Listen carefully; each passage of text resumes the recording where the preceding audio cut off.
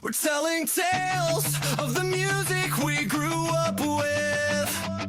That's the 70s plus more. So crank it up. Let's set the tone. It's more than music. It's the life we own. Take it away, fat man.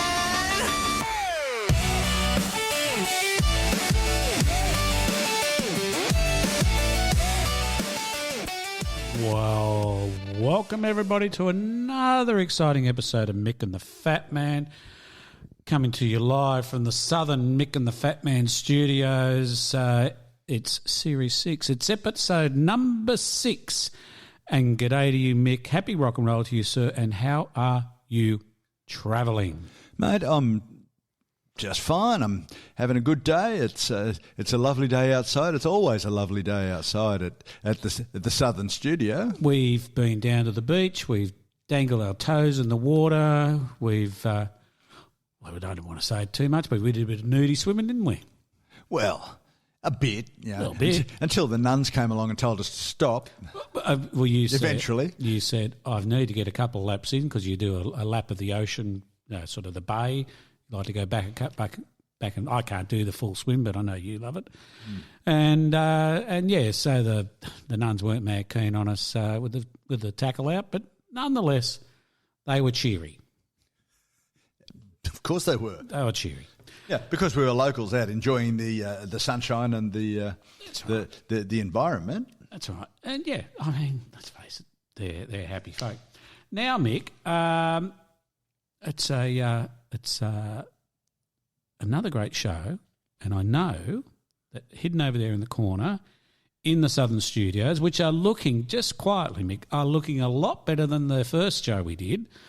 You've tidied things up a lot nicer now since you've moved in, and, like there's even, I don't know, there's pictures up on the wall. It's beautiful.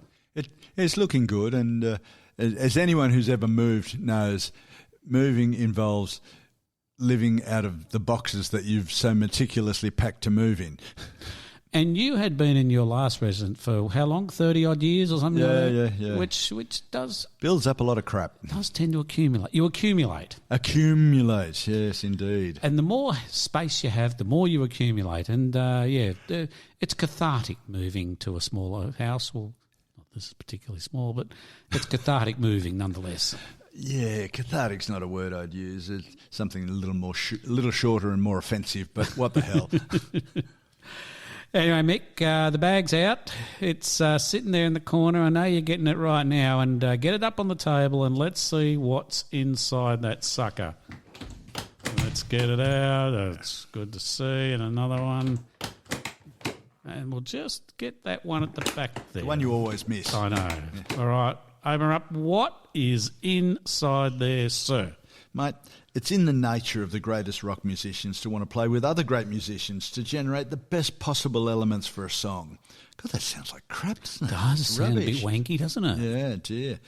Oh. Sounds like something written by, like a newsreader, or news editor or something like that. Indeed, doesn't it? Yeah. Oh. We're here at such and such and such and such. Where great travel music as well, or whatever. Well, it gets better. Great. Yeah. Great guest appearances can be a simple cameo, but sometimes they can inject danger or risk into a song. Whoa. You like that? I love my music in the morning with the side splash of danger or risk. I thought I smell a napalm in my music. Yeah. And in some cases it can even rewrite the rules of rock music. Now, I know that sounds like hyperbole, and it is, but I'll give you some examples. All right. Today we're going to look at a whole bunch of guest appearances, little ones, humble backing vocals, to something huge and transformative, from a moment in a studio to a creation of an inspirational piece of music. It's great. You're going to love it. All right. I look forward to it, mate. And until we get to there, why don't we have a little bit of a go of this? What will happen just keeps getting better as our artists are passing away. But we remember then here. We've had a surprise death, which I wasn't expecting. I thought he'd live for a lot longer. Neil Sedaka. Neil Sedaka. Mate, he's been around. He was the support entertainment on the Ark. That's right. Noah was trying to collect two of them, but he could only find the one. So he brought the Carpenters along instead, Richard and Karen. Yeah. That's right. Yeah, so he passed away in February, and long musical career. Co-wrote over 500 songs for himself and others. Just a massive career, and thank you, Neil, for all your efforts. Look, I think I just said the Carpenters. I didn't mean the Carpenters at all. I was completely lying. I meant actually Captain and Tennille, who did the song Love Will Keep Us Together. They did. And the fade-out of that song, La-da-da-da, Sedaka is back, in 1975. Sedaka had a quiet couple of years. He did, that's right. He went off the boil, didn't he? Yeah. And then he came back in 1975 and got honoured in the outro of Captain and Tennille's Love Will Keep Us Together. Fantastic. What about Charles Negron II? Oh, Charlie, yeah. American singer-songwriter, but best known as the founding member of Three Dog Night. Jeremiah was a bullfrog. Ba-da-dum. Yeah, so he's passed on, so great work. Thanks very much, mate. That's as much as he deserves. And what about William Billy Bass Nelson Jr., another bass player, famous in Funkadelic, Parliament, one of these great bass players, you know, those sort of really, really tight bass players. Fantastic stuff. Yes, and naturally enough, he would call himself Billy Bass so that people didn't call him Willie. That's not Willie Bass. No, Willie Nelson. Willie. Oh, that's right. Billy Bass. I didn't even notice. Oh, dear. William Nelson, yes. And he wasn't Willie Nelson, he was Billy Nelson. Anyway, yeah, so he's moved on. Great bass player. And I know you're always interested in what's going on in the rapper world. Oh, can't get enough rap action. A couple of young rappers met their demise with bullets, which is unusual for rappers. They normally die from eating too many burgers or something. You'd think like so, that. wouldn't you? Yeah. But no, a couple of bullets. Little Popper and Lucci No. 4 passed away, 25 and 22, respectively. Anyway, boys, move on. Move on, yeah. Rock news. Everybody's talking about rock news. The fat man is bringing all the news and all. Now, Mick, we always talk about Rolling Stones reviews and stuff like that, and We do. and Not always kindly. not always kindly, but I'm trawling through the wonderful world of YouTube. I found this little gem the other day, which I thought you might be interested in.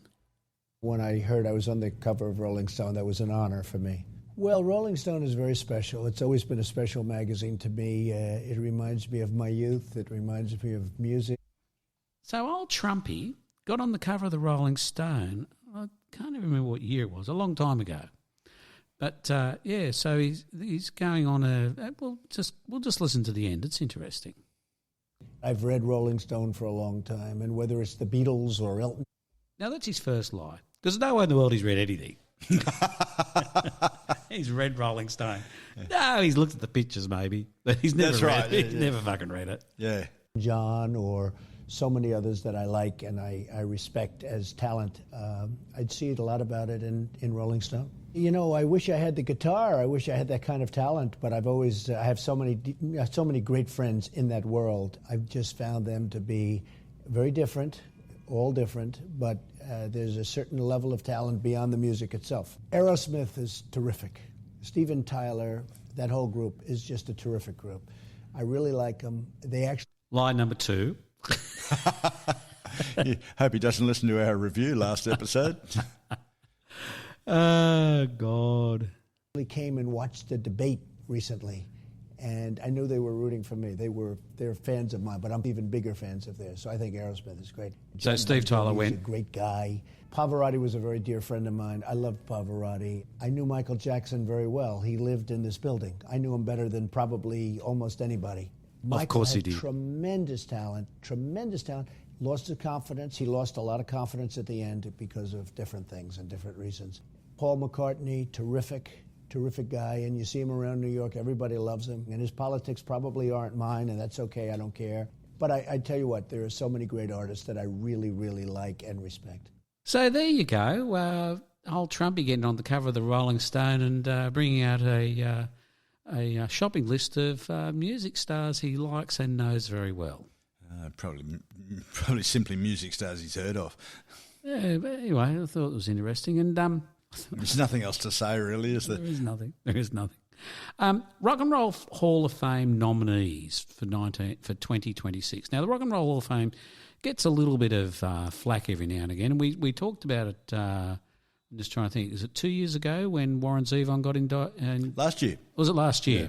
And we're sort of saying, oh, God, like it's a little bit overdue.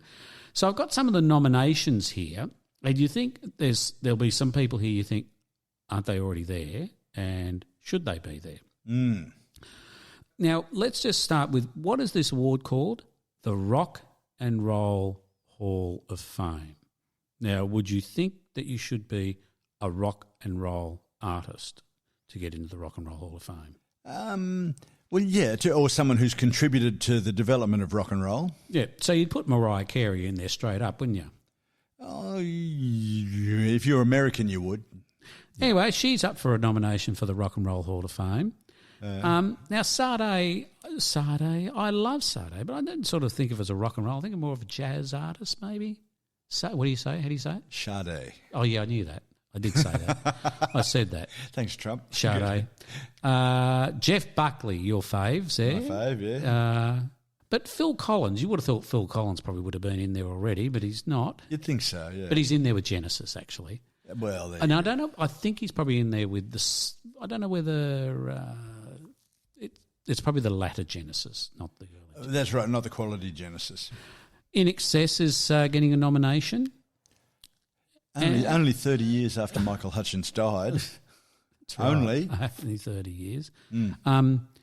Wu-Tang Clan. Your views on Wu-Tang? I'm a big fan of the Wu-Tang's work.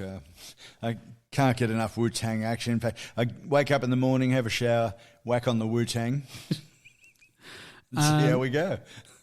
Lauryn Hill, like R&B, pop sort of music, like hip-hop sort of. Like, I mean, all right. They include that in their in rock and roll. I don't know. Shakira, I don't know. Melissa Etheridge, she had a good album.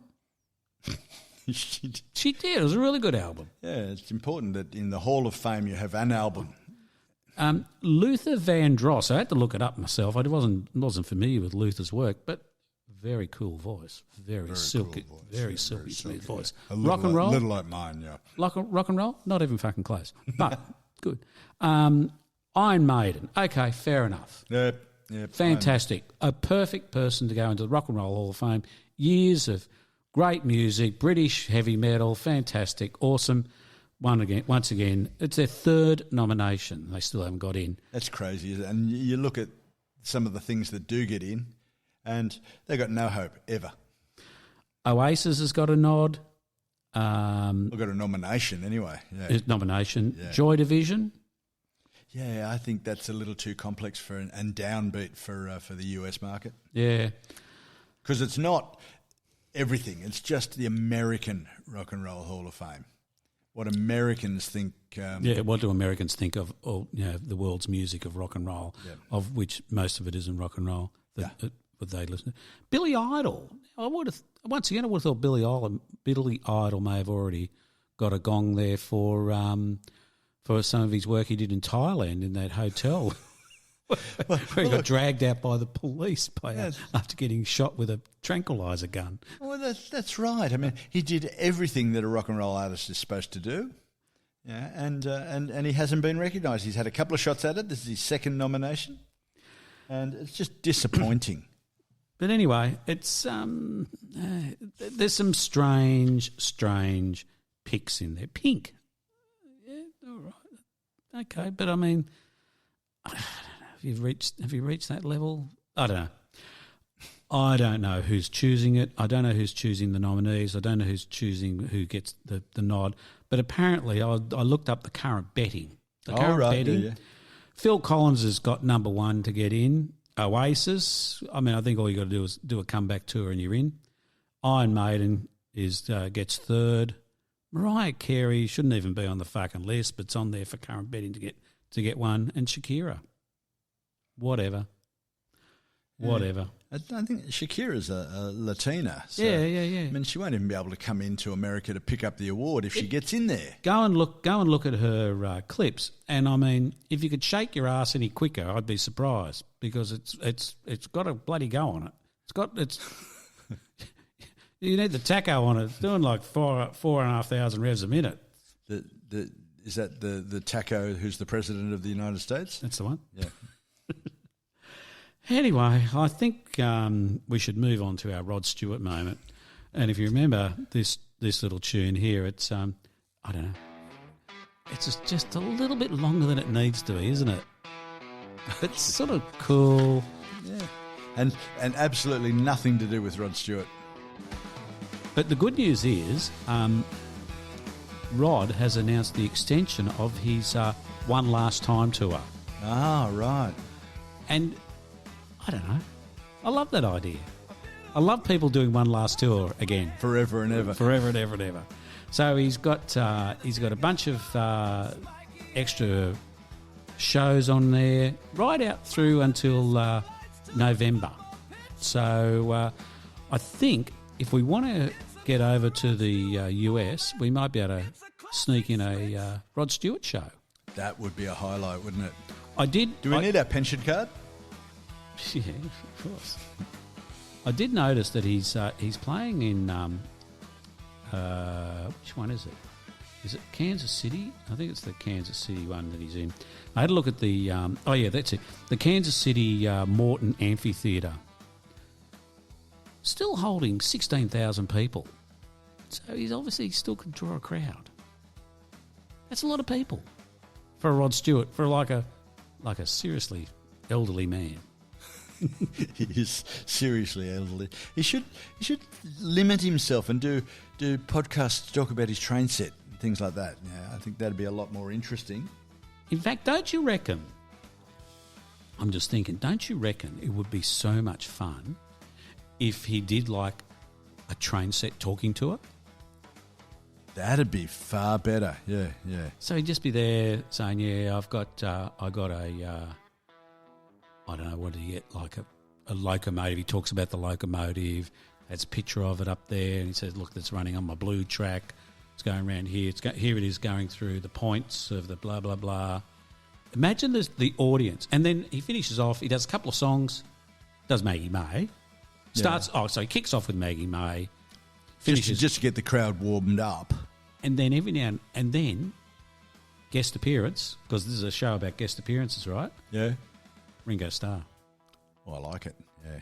Thomas the Tank. Yeah, he does the narration. Gets in there, and like Rod's there, he's talking about this engine, and all of a sudden, like a light shines off the side of the stage. In walks Ringo Starr. Hello. And starts talking about Percy the locomotive or something like that. What did Ringo do? Was Ringo the fat controller? No, he was the narrator. He narrated the books, good. and he talked about the Fat Controller, talked about Thomas. Thomas. Okay. And then there was the carriages. I think there was Annabelle and something or other. I don't know. I can't remember that. Don't ask me. I read them all. Good on you. I can't remember all of them. But, yeah. Anyway, so, yeah, fantastic. That'd be a great show. But we might be able to... I'm just thinking, November we could do. We could. I think we're back in the country by then. We're both available. I'm thinking Kansas City Morton Amphitheatre. Oh, no, that's August 15. We won't be around. What a shame. Bugger. So never mind. Yeah, I won't be around. I think I'm going to be in Japan. Well, who's playing in Japan 15th of August? I don't know. Someone. I think you should find out. I'll go and see anything. Yeah. Maybe I could see, with a bit of luck, I'm just thinking maybe I could see Wu-Tang Clan. That'd be good. Yeah. Or Lauryn Hill. Anyway. That'd be one to see. All right, let's move on. 1001 albums you must listen to before you die, sir. I chugged on down to page 421 and found a fella by the name of Brian Eambo. You remember Brian Eambo? His brother Used to hang out with Brian Eno, didn't he? His mate Brian Eno was a musician, and he had this album that he brought out called Ambient 1, Music for Airports from 1978, produced by Brian Eno. Fuck me dead. Produced by Eno, cover art by Eno, 48 minutes, chart success, as far as I can tell, none. No. It's really kind of Eno's thing, though, really, when it comes to chart success. Don't think he does it for other people, not for himself. Pretty much, I think so, yeah. So this was his fourth solo album, I think, something along those lines. Tell me about it, Mick. What can you tell me about Ambient 1, Music for Airports? Mate, it was... I like it, but I think you're right. He's never going to have his career judged by record sales, unless it's record sales of other people that he's produced. Yes. Or people that he's clashed with during those productions. Yes. Look, Eno started out weird, and he joined Roxy Music, bit of an art student start, and he was invited to join Roxy Music by Brian Ferry and Andy McKay. And I don't think he even had an instrument that he was real, like not a proper instrument. Like he wasn't playing piano or anything like that. Exactly. He was just playing noises. But he was credited with noises. Yes. Yes. So I don't even know what he had. What did he have, a tape player or something? Oh, yeah, I think, a tape player. It was all fairly basic sort of stuff, particularly back in the early 70s. You know, the equipment that we all take for granted didn't really exist. No. So in fact, Eno invented some of it. So, whatever. But what he added to Roxy Music and what Roxy Music added to the world was a whole different take on music. And his work with the first couple of Roxy Music albums, before he clashed with Ferry, who wanted a much smoother, produced style, some of which was really good, but increasingly became fairly dull. But Eno's contribution to that was, what's the strangest thing we could do? What would you illogically do next? What would the music need to grab your attention at this particular point? Sure. And that's what he gave. That's what he gave Roxy Music. His solo stuff, which he started recording. He didn't go out producing stuff while he was with Roxy. He waited until he'd left Roxy Music. Mm-hmm. Yeah, and very effectively fired him, basically. So he went out and he produced Here Come the Warm Jets, which is an absolutely astounding album. I can imagine. I've read interviews of people who've listened to the album, and their consistent response is, "Wow, this is so different to anything I've ever heard before." But what a great name for an album. Here Come the Warm Jets. No one knows what it means. Yes. It's a great name. Yeah. And, of course, Taking Tiger Mountain by Strategy, the second album. Great stuff. All pretty consistent with Eno in general. Yeah, shroud something in mystery and it acquires a life of its own. Yeah, right. But he's always had an interest in soundscapes rather than songs. Some of his early stuff does have songs, quite clearly songs. When he was grouped in with other artists at the time under an English whimsy type of category, but he soon started developing a very strong influence in developing soundscapes and the use of tape loops. And where I say this stuff didn't exist, he had to make it and use other equipment in a way that its designers certainly had never intentioned, had never had any intention of. And tape loops involved playing a tape, playing another tape, playing another tape on three different instruments at the same, three different tape players at the same time, and seeing what you get and recording that solution. I mean, you look at it now. You see people like street musos who basically just sit there and make up a loop and then add another loop to it, and another loop, and then play a song over top of it. Well, exactly right. It's so much more complicated those, 50 years ago. Well, very true. When you didn't have a computer to do the work for you. That's right. Ambient One. It's a wonderful album, but it is. I've seen reviews and seen people write this is really out of left field, and this whole creation of ambient music is really something different. Well, no, it's not. I'm of the view that Eno was interested in this right from the start. Roxy, In Every Dream Home a Heartache. You look at the background of In Every Dream Home a Heartache. It's a giant tape loop, that just goes in the background, and it's. Yeah, it sounds like organs, but it's not. It's just the tape playing and tape playing and tape playing against each other. His first solo album, which we talked about, Here Come the Warm Jets, the song On Some Faraway Beach. He invented the concept of playing the outro first. So playing the whole song in reverse and fading into the song with the outro. and again, it's another tape loop. So he's doing this sort of stuff all the way through. Before and After Science, his third solo album. He worked on that album for 2 years while he was working on Ambient One. So nothing's new. He's releasing all these albums, working with all of these people, and basically developing the same thing and releasing it under different coloured covers. Yeah. Ambient One I really enjoyed. It came from an extended hospital visit. He did his back in, and he was lying on his back under pretty severe medication. So he's fading in and out of hearing the noises. And so, he's in a hospital, and you hear a bit of music on the PA, or you hear people talking, or someone walks by with a radio in their hand or whatever. So he's hearing that and drifting in and out of consciousness. Okay. So the concept of ambient music goes back to about 1920. The French. Unusual, to say the least, composer Eric Satie.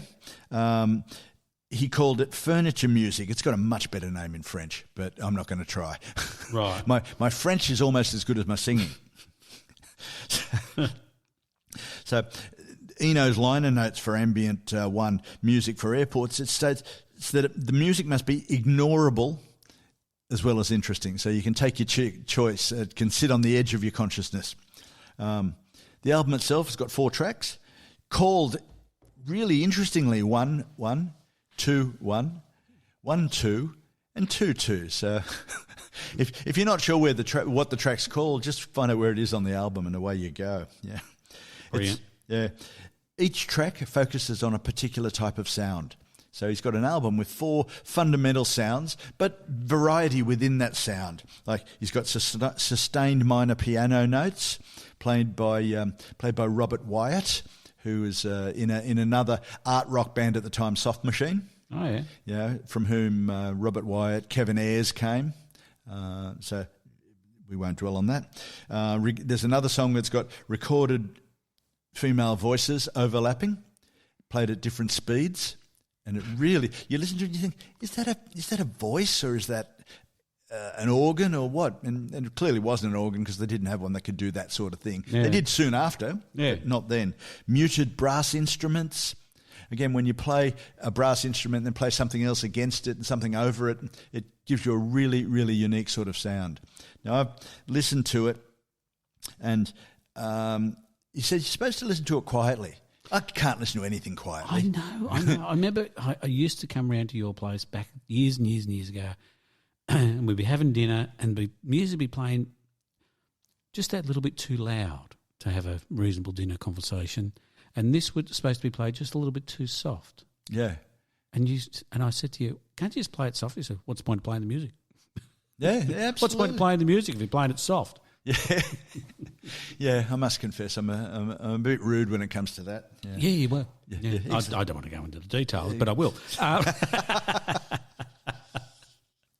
You know the other thing. I mean, ambient music sort of came out of nowhere. Remember the other one he did, which was an album of soundtracks for movies that don't exist. Yes, absolutely. He did a series of these ambient albums, and they were all the same sort of concept. You didn't have to listen to them; you could have them in the background. Yeah, that concept doesn't excite me all that much, but the music and what Eno created did. He was working a lot with German, surprisingly, German artists at the time. Of course he was. Yes. and a band, in particular a band called Cluster. They've got long German names, which I won't bore everybody with because you'll But fuck forget. was at the end of it, right? It was No. Berg or Gram. But he did an album in 1978, around the time of this album, called After the Heat, which was with Cluster, which is, and there's a song on that called The Bell Dog, which I will put on the playlist.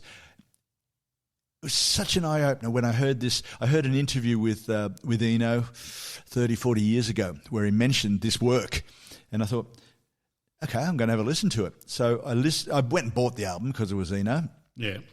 And this particular song called The Bell Dog, it is just extraordinary. Loops, repeated music, and it's actually got some lyrics, but again, the lyrics had Eno's characteristic at that time of ignorable.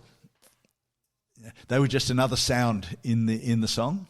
And so he did work with Robert Fripp, and we all know Robert Fripp's work with later work with King Crimson and Bowie, Yep. where he used a lot of these ideas as well. Not as extreme as Eno, but he used many of the same type of effects. The song Heroes is direct because Eno worked on Heroes, Yep. and Robert Fripp worked on Heroes, Yep. and the musical background for for Heroes is a bunch of tape loops. That thing that sounds like either keyboards or guitars started out as guitars, but it's a whole lot of treated tape loops played on top of each other. Another great song covered badly by everybody else in the world. Absolutely. Because they all try to make it sound, I don't know, normal perhaps. Yeah. You know, they and no one ever does. They all do it badly and they just sing it. Yeah. The amount of people, people treat just it as a song. It's sing it. not. It's just so sad. Yeah, absolutely. Yeah. As you can tell, I can go on and on and on about Eno. I love this type of stuff. And there was an article that we found about Eno's inspiration for this type of music. And I'll leave it there, but Eno gets annoyed by the most strange things. He got annoyed by the bad music at JFK Airport. I can The bad understand. music. I can understand. So that also inspired him doing music for airports, music that doesn't annoy you. You know what? Now that you're in this new funky house and you've got this crazy doorbell ring, you should see if you can customise it, because I bet you can. Yeah. Because your house has got like a computer in it. So you could probably have someone come to the door and you could play something interesting for people if they press the doorbell. I could do a variation of 2001: A Space Odyssey, and have open the door. I can't do that, Dave. It would be great. I bet you can. I bet I might have a look. I bet you can, because I'd love to come down. I can't do that, Dave. Or it just goes into, and we could be heroes. Fuck, what? Or something along those lines. Oh Lord. Yes. Anyway, and then your wife will get hold of it, and I'll come along, and there'll be It'll go back to Ding Dong. There'll be Sting. Oh, don't! You'll get me into such trouble. That's a story for bloopers of my life. One episode. We don't talk about Sting. I like Sting. Yeah. But anyway, how about we have a bit of a chat about guest appearances, mate? I think that's a great idea. And I think I do. Great discussion about Brian Eno. We should just do an episode on some of the weird shit Brian Eno's done in his life, and then we can do some of the. We should actually have we done one just on his production stuff? yeah. Did we do his production? Yeah, that's the Eno rock and roll something or other. I forget. Should the do name. another It one. was several years ago that we did. We should do another one though. I think Rock's Renaissance Man. We called it. we could easily keep doing him a few times because he's such a interesting fellow. I think there's a challenge. Yeah, let's have a look at that and see what he's done. His influence on modern music is not one that pops to the top. People will say, the more obvious things in music, but his production techniques and his willingness to have a look at ideas that don't immediately present themselves. Have we done Fripp? We have not done Fripp either. Oh, there's one. There's one we could do together. Okay. Fripp's coming up this year, folks. Yep. Robert Fripp, Brian Eno again. And Tanya. Who's Tanya? Tanya. What's his wife's name? Tanya. Is it Tanya? Yes, it is. It's not Tanya. Robert Fripp, and I'll get it before the end of the episode. Yeah, and I'll their Sunday lunch or whatever they call it, their musical thing. Yes. I can't think of what it's called now. Oh, God, a mental block. What is her name? Anyway, we'll put a link. We should put one of the YouTube videos, because I was just watching one the other day actually. he always, every time I watch those Toya Wilcox. Toya Wilcox. Every time I watch one of those, I think of you playing the guitar, because he always looks so grumpy. Oh, I do. He does. Oh, right. Oh, good. Fripp always looks grumpy because he's supposed to be. Well, he's supposed to be. Yeah, he's got this character he's playing virtually. Yeah, exactly. Yeah, so always good fun. Is Ollie there or? Yeah. That's my son is waving in through the other window as he goes off to get us a coffee. I was on the way out. Yeah. I thought he was on the way fucking back. Oh, he could be on the way back. Who knows? Who knows what he does? He's a young man who follows his own muse. What about guest appearances? Let's have a chat about great guest appearances. Give us an intro, mate. Mate, a guest appearance can cover a multitude of sins. For our purposes today, we're going to look at guest appearances as a one-off occurrence rather than an ongoing event or a planned project. You know, sometimes artists might have started as a guest appearance, but it became an album, some concerts, and that sort of thing. And that's not what we're talking about today. We're talking about one-offs that don't get repeated. That if you didn't see it, you wish you had. That sort of thing.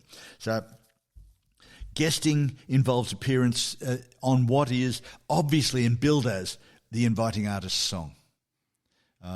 It's very different from collaboration or production, which is a more formal, planned level of activity. Yeah, it's also very different from session work.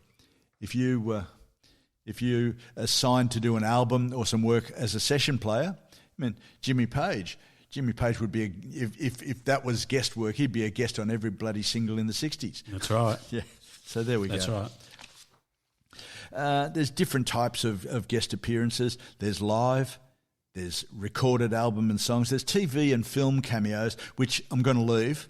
I might mention a couple, but I'm going to leave because that just goes way down a rabbit hole that I don't think we've got time to talk about. But again, that can be really interesting as well. So, and of course, there's a category on its own, voice roles on The Simpsons. Yeah, we'll leave that. We actually should do maybe a bit of a show on that one time.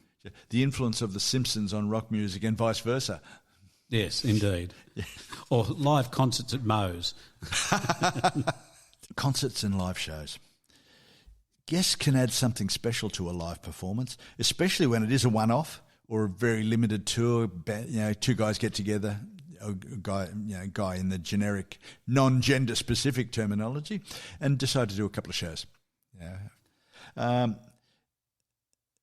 I saw Crowded House a year or two back on the forecourt of the Sydney Opera House. Mm. And although it would be no surprise for Neil Finn's brother Tim to turn up, he did. He was a guest artist at this particular show. Okay. And it turns up it was billed as it was Crowded House with Neil Finn, and nothing in the promotional material said Tim was going to turn up, and they introduced him on the night off from the stage, but it was clear by his demeanour, and the way he didn't try to take over anything, that he was there as a guest and singing along. He did a couple of Crowded House songs, did some great Split Enz songs, including "I See Red," which if you know Split Enz, that's a great song. Yeah, ripper. Yep.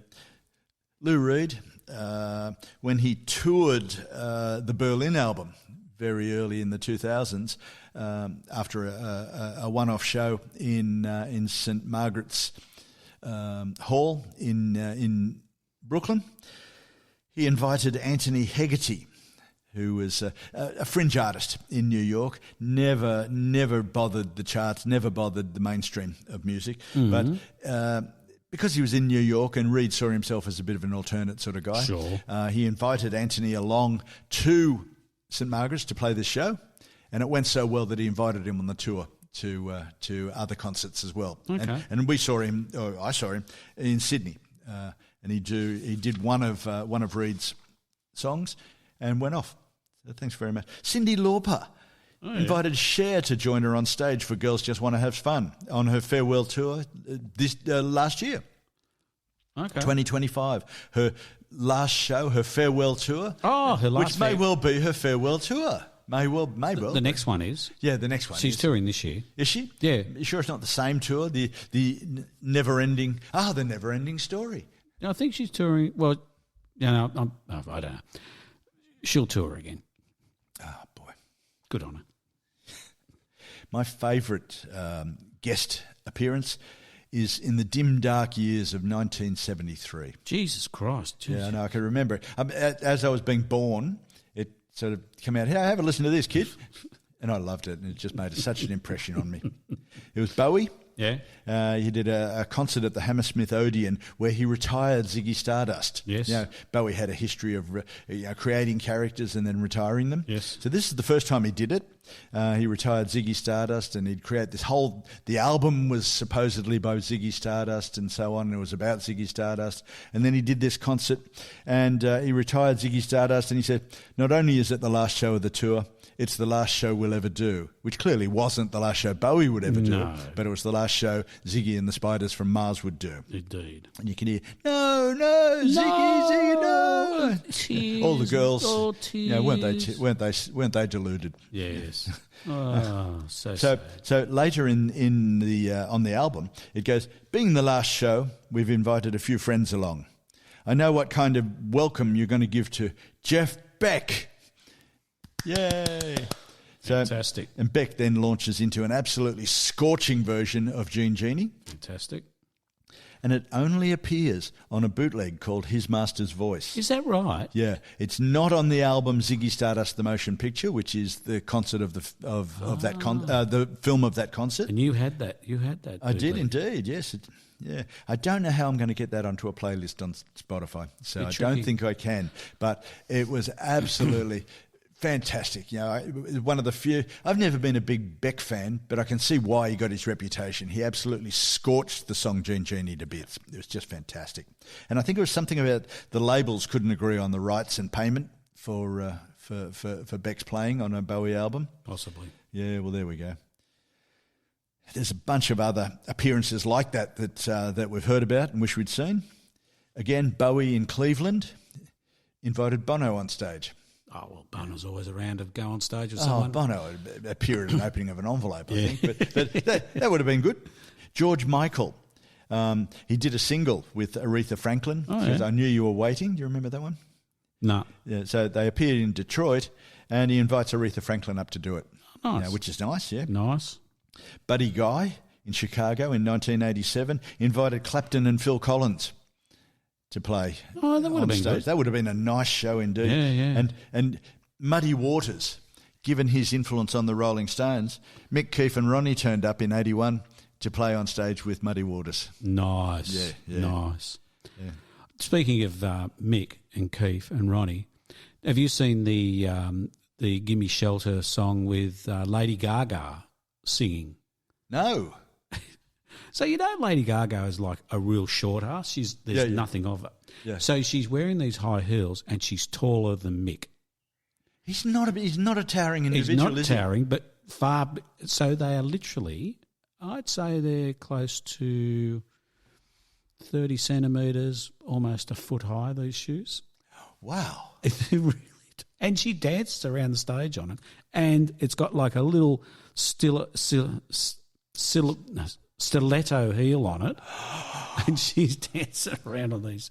It's a great song. She's a great singer, as you know. So it's a great version of the song. Yeah. So I'll send you the link. I'll send you the link to that. Please so you do. can have a That look sounds at fantastic. Yeah, it is good. Really It is good. good. Really good. Yeah. Yeah. It's live concerts, this happens all the time. Your musicians, if they're in the same town, why don't you come along to the show? And you might even want to perform. It's very often done as a friends thing. It's not we'll pay you a session fee to come and appear or whatever, because that sort of money for the artists that we're talking about is, it's chicken feed. I'll buy you a beer. Yeah. But recording. So when artists appear on records, whether it's singles or albums, or these days individual songs rather than singles, since we don't have them anymore. Some albums reek of high-profile, obvious guests. Yeah, and sometimes those guests are on there as a sales point. Yeah, that helps. Yeah, that's all right. Yeah. Sure. Yeah, if it's done nicely. With others, it's like a friend sitting in the corner. Surprisingly, I'm going to mention Warren Zevon. Who's he? Yeah, I know. I know you've never heard of him. Jesus Christ. Yeah, I know. Yeah, we've talked about Neil Young playing on the song Sentimental, Hygiene, but on that album we've also got Bob Dylan and Don Henley singing backing both of them singing backing vocals and instrumentation at various times. So, but Zevon is so distinctive that they don't take over. They're just in there, and you think, oh, that's it. Yeah, that's great. Oh, probably in the studio next door or something like Could that. have been, yeah. Who knows? Yeah. It was obviously a thing, though, wasn't it? Like, you just happen to be in the studio or just go down to the studio or whatever. Surely there's enough studios around that they don't overlap. But they all like to go to certain studios because they have a certain sound and all that sort of stuff. That's very true. Or they like the engineer or the producer exactly right. feels comfortable with the board there. That's right. Yeah. Or they've got good kebabs outside, whatever, something like that. That's important. Well, surely they could bring the kebab stand. Yeah. Oh, yeah, but you Hey, don't... Zoran, you want to come to New York? We need kebabs. What about Pink Floyd? They're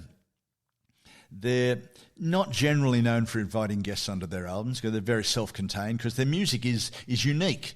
A bit like the Beatles in that sense. Yeah, true. Yeah.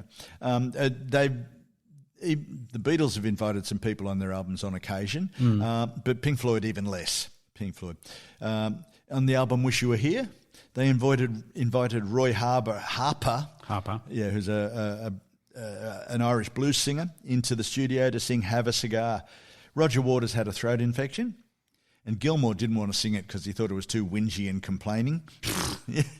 And I know that that's very surprising about a Roger Waters song, but it is. So they met up with Harper, who said, I'll sing it. I'll sing it. And for years, I always thought that it was Roger Waters. I didn't know it was somebody different, I must admit. And he does a great version. Particularly, my favourite line in that particular song is, oh, by the way, which one's pink? It's a great line, isn't it? It is a good line. It is. Great song. It is, yeah. That's probably my favourite, almost tying with The Wall of the Pink Floyd albums. Yeah. Whatever Gets You Through the Night by John Lennon. Elton John sang backing vocals. Yeah, he did. Yeah. Yeah, and you can hear it actually. Yeah. But you've got to listen to it. Ordinary, with most of these backing vocals and guest appearances, if you're just hearing the song, you don't hear it. But if you know, you can hear Elton. Yeah. So people... All of these things are going to be on the playlist, so have a listen for some of these things and say, oh, I never knew that. Yeah. Bowie, again, he and John Lennon were drinking and drugging buddies in the mid to late 70s, and Lennon sang backing vocals on Fame, which again, listen to it, you can hear it in there. Yeah. Okay. Yeah. Didn't know that. Thin Lizzy.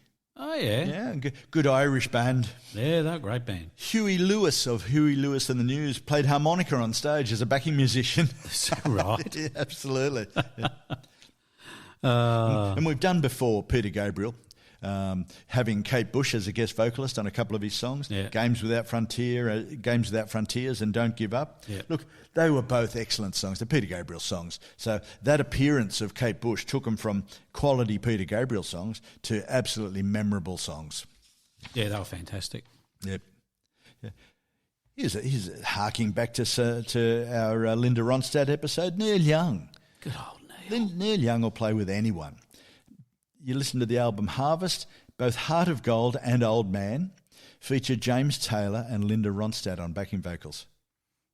There you go. They were still friends back then. Yeah. Before really, I still can't believe that's pretty much an insult. What he It said. was. Yeah. But maybe he didn't mean it that way. hasn't really got much of a filter, Mr. Young. No. He's, if you read his, I don't know, one of his autobiographies, he's a bit of a whinger. He is, yeah. But he doesn't just whinge. He actually takes action on what he believes. So, yeah, you got to give him credit for that. Yeah.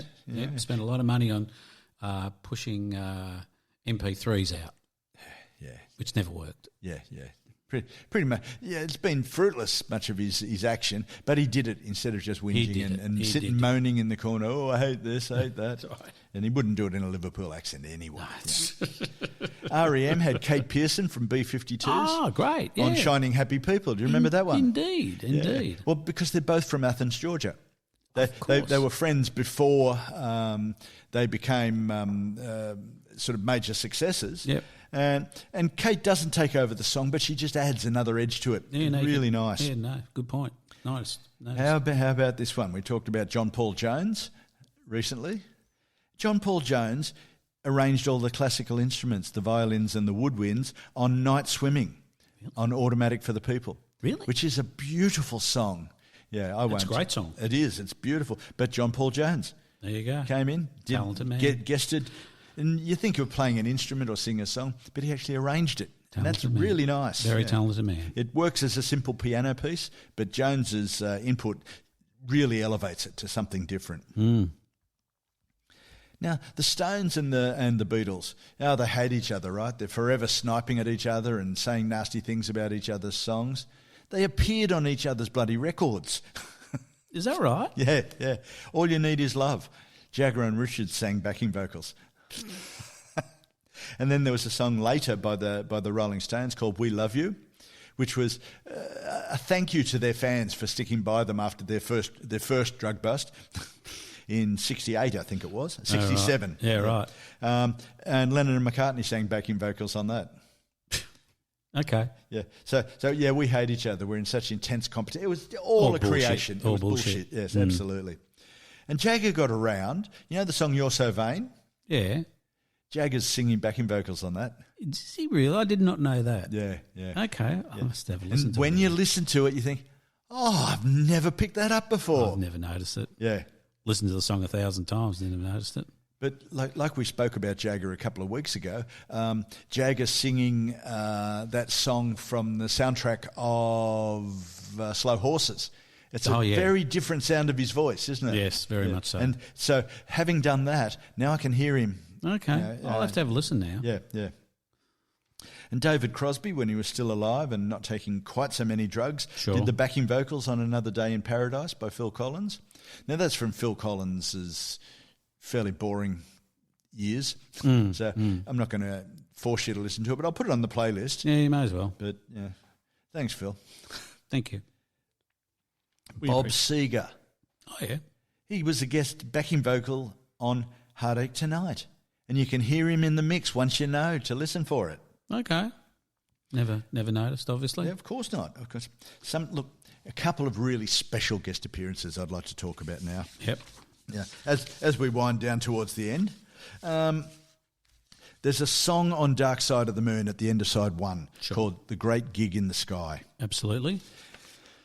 Claire Torrey is credited as backing vocals on that song. Backing vocals, she ripped it to absolute bits. It just is her. It is her. She was asked to come into the studio at minimum rate, 30 quid, by Alan Parsons to do some backing vocals. At the session, they didn't give her any music. They didn't give her anything. They asked her to ad-lib a vocal over Nick Mason's stuff, over Nick Mason's playing. And so she did. The song was conceived as a bit of soundtrack fade-out music. It's not fade-out music. She absolutely rips it's a highlight. I mean, on a wonderful album, it's a highlight. It absolutely is. Yeah. No band members, nothing was going to be slated. That's what I mean by a fade-out song. There was no singing slated for it in the planning of the song in the studio. The only other vocals on it were the snippets of conversations that Alan Parsons was using, short, sharp, shock, that sort of thing. So he used that on all the songs. She took it you can't tell whether she's terrified or wearily accepting death, but it's rarely equalled. I've rarely heard anything with that much power. Not a vocal at all. Even think for 1 second that was like, just make something up is insane. Yeah. And funnily enough, that's 1969. She's been later than that, isn't it? 70s. No, 69, 70. Yeah, because Wish You Were Here was 73. Was it? 75, something I like that. don't know. Surely not. Maybe it was early 70s, yeah. All of that whole period of Pink Floyd runs into, just check it there on your phone, mate, if you would. I'll check it. Yeah, because the Wall's 77, I think. Anyway, look, she's been fighting a legal process ever since then to get a fair recognition for her playing on that album. It's not unheard of, and in fact it's fairly common that if a musician comes along and adds substantially to the song, he or she gets a songwriting credit. Yeah. She got nothing. She got the 30 quid. Her claim was the band's labels, the band and the label's lawyers said that she was carrying out her role as a session player. I know, but that's just mean. It is absolutely, it's tight ass. I can't believe it. Her claim was that the song was hers. She wrote it on the spot in the studio, the way that she sang it. She wanted a writing credit and, of course, some of the royalties from the album. So it would have been a nice little earner over the years, yes. With how many copies of Dark Side of the Moon were sold. It was 1973, by the way. So it's a lot of years of. Absolutely extraordinary, 50 odd years. So not until 2025 was that resolved in her favour. 2025. Yep. My God. UK courts finally ruled it in her favour. God. Yeah, I don't know the upshot of that, but whether that's going to apply in America or whatever. But who knows? I thought that they had actually credited her on the album a while ago. Not in any way that got a songwriting credit. No, not I thought they actually. Well, I thought they put a name on the album. Yeah, I don't know. Yeah. I might have made that up. But again, so what? Yeah. And saying backing vocals Claire Torrey is not the same as written by Claire that's Torrey. Right. Yeah. Anyway, it is a phenomenal song and phenomenal vocals, and she should have always and to fight it, I find so petty. Yeah. Petty and sad. Given that they made so much money out of the album. That's right. Yeah, look, let's. It's probably an opportunity for a cheap shot at the lead singer of Pink Floyd. Yeah. Cranky old bastard. Yeah, cranky old bastard. But I've not seen anything that says that he was responsible for that. So who knows? Yeah. You know the song "Let's Dance" by David Bowie. I do. Again from a long way back. Yep. The guitar work on that song was Stevie Ray Vaughan. Really? Yeah, and it's really good. He hadn't even released his first album, so he was still doing session work at that time. He was invited to play on that, and that's a really good. Yeah, I'll put it on the playlist. But that probably one of the best solos on anything of Bowie's work, and I regard "Let's Dance," that album, probably the start of his deterioration as a quality, innovative artist. But it made him a lot of money, and that helps. It's interesting. It changed the song's approach. Before that Stevie Ray solo, it was just another song. Okay. Let's Dance. It was Bowie, a massive song for him, wasn't it? It was. Bowie invited him to join the band for the Serious Moonlight tour, which toured that album. Yeah. Didn't go well. Vaughan agreed, but he had his solo album, Texas Flood, coming out at the time the tour was on. Yeah. So he said, "Okay, I'd like to be the support band." And okay. And when we do promo, I want to talk. I'll do it in different sessions, different interviews and things. But I want to talk about my album. Sure. Because we've got to. That's a logical sort of request and a reasonable sort of request. Yeah. At the last minute, Bowie's management said no. So Vaughan couldn't open the show, and he couldn't do press for his own debut album while he was on the tour. Stevie said no. Good on you, mate. Yeah, good on you. That's principle. He had enough confidence in his own work, in his own quality, justified by events. Good on you. Yeah, yeah. Fuck them. Exactly. Basically, fuck them. A couple of episodes back, we talked about Eric Clapton again. It's not Mick and the Fat Man talk about Eric Clapton, although you may be forgiven for thinking that. We talked about how Eric Clapton had invited Duane Allman to play on Layla, a legendary guest appearance, which we won't go on about now because we've done it to death over the last couple of episodes. Several years earlier, however, Clapton had the same honour bestowed on him. While My Guitar Gently Weeps, Classic. by the Beatles. You know, of all things, and they've got Harrison, who's no slouch on the guitar, or was no slouch on the guitar. He doesn't play a lot these days, but not an Eric Clapton slouch. Not sort of in the Eric Clapton genre, though. Of course not, but yeah. But he's part of the most successful band in the world. Sure. That says no slouch to me. Yeah, that gets you a bit of kudos, doesn't it? Yeah, yeah. They were recording the White Album, and the whole band was at sixes and sevens, heading towards a breakup. Right. Harrison couldn't get any buy-in from Lennon and McCartney for his song, as usual. Situation normal. Yeah, exactly. So they'd recorded a demo, but it just wasn't. It wasn't happening. And Lennon and McCartney were too wrapped in their own music and their own struggles, against each other and against Apple and Alan Klein and everything that was going on. It was all a fucking mess. So Harrison invited Clapton to the studio to play. And naturally then, Lennon and McCartney were on their best behaviour. So then, while in the studio, Harrison said, "Oh, Eric, would you mind playing a bit on this?" So he gave him back a Les Paul Gibson that Clapton had given Harrison as a gift a couple of months earlier. Is that right? Yeah. So he's playing on Harrison's own guitar. Wow. Yeah. And the rest is history. That's one of my favourite. I know a purist would argue that this song or that song is probably better, but in terms of favourites are different to quality. It's a great song. It's a wonderful song, and I love that guitar work. And again, it's another reason to respect and like Clapton for that playing there. It's excellent. All right, we're getting close to the end, mate. I think. What about one more? One more, just to send us off. All right. How about Dire Straits? A pretty straightforward, or even boring band on occasion. Money for Nothing. which is probably some of the nicest playing that Mark Knopfler's ever done, other than his very quiet soundtrack stuff, which he does a lot of these days. Yeah, we talked about. We've talked all around this album a bit, haven't we? Over the time. Yeah. The location, the whole thing, and.